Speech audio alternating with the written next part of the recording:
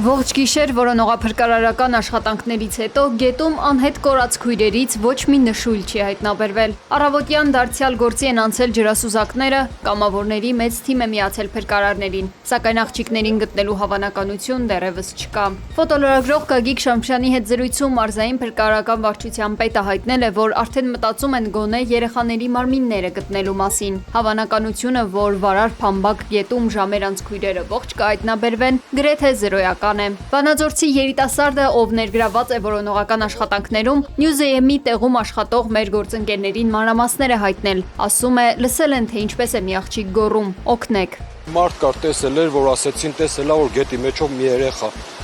գոռալով ասում է մամա ջան օգնեք, ու տենց միջև իջանք արդեն գետի կողերը նայեցինք, բան արեցինք, չէ, ու սա գիշերը միջև ձորը որպես կամավոր մեր ընկերներով, մեր մեքենաներով, իմ ախպոր հետ, իմ ախպոր ընկերների հետ նայել ենք սա գիշեր, փրկարար ծառայության աշխատողների հետ միասին նայել ենք,